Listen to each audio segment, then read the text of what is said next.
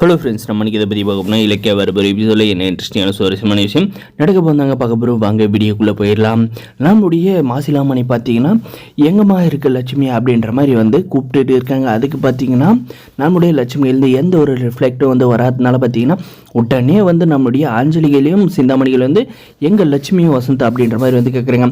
அவங்கள எதுக்காக தர்றீங்க, அவங்களுக்கு வாரி வாரி தரீங்க, பெத்த புள்ளிக்கு 10 பைசா தரமாடுறீங்க அப்படின்ற மாதிரி சொல்கிறாங்க.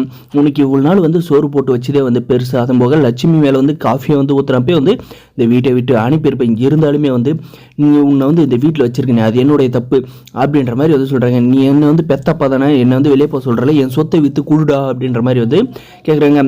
யார் சொத்தை விற்று அம்மா, உன்னை இவ்வளோ நாள் வீட்டில் வச்சதே பெருசு, மரியாதை வெளியே போடியா அப்படின்ற மாதிரி பார்த்தீங்கன்னா கழுத்தை பிடிச்சி வெளியே தள்ளுறாங்க.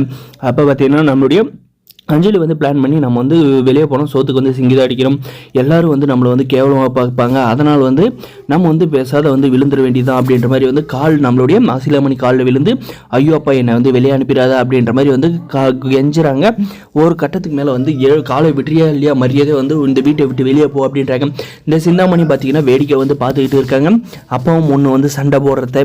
அதுக்கப்புறம் பார்த்தீங்கன்னா நம்முடைய மாசிலாமணியும் தொடர்ந்து நீ இந்த வீட்டில் இருக்கக்கூடாது, நீ என் பொண்ணே இல்லைன்ற மாதிரி கடுப்பாய் பார்த்தீங்கன்னா நான் இந்த வீட்டில் இருக்கக்கூடாதா, நீ இந்த உலகத்திலே இருக்கக்கூடாது அப்படின்னு சொல்லிட்டு பார்த்தீங்கன்னா அப்படியே அந்த 2 காலை அழைக்க தூக்கி போகிறதுல பார்த்தீங்கன்னா அவருக்கு போய் தலையில் அடிபட்டு அப்படியே பேச்சு மூச்சு இல்லாத விழுந்துடுறாங்க.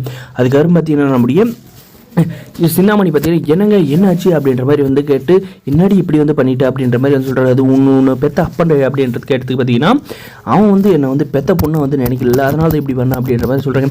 சரி தண்ணியை எடுத்துகிட்டு நம்ம சிந்தாமணியை தெளிக்கிறாங்க. நம்மளுடைய மாசிலாமணிக்கு மூச்சு இல்லை பேச்சு இல்லை.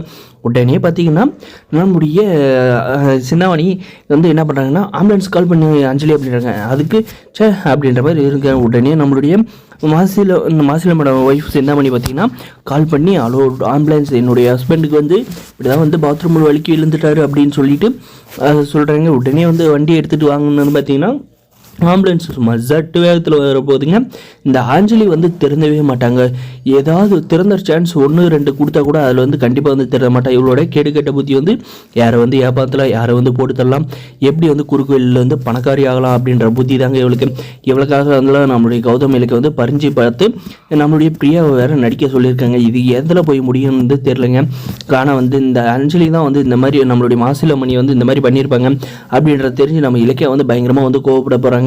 வரப்போகிற எபிசோடில் இதெல்லாம் தான் நடக்க போகுது. இந்த வீடியோ பிடிச்சிருந்தா லைக் பண்ணுங்கள், மறக்காத நம்ம சேனலை சப்ஸ்கிரைப் பண்ணால் மறக்காத சப்ஸ்கிரைப் பண்ணி அந்த பெல் ஐக்கனை ஆனில் போட்டு வச்சுக்கோங்க. அப்போ தான் நம்ம போகிற வீடியோ எல்லாமே உங்களுக்கு நோட்டிஃபிகேஷனும் வருங்க. முடிஞ்ச வரைக்கும் ஸ்கிப் பண்ணாத பாருங்கள். தேங்க்ஸ் ஃபார் வாட்சிங் கைஸ்.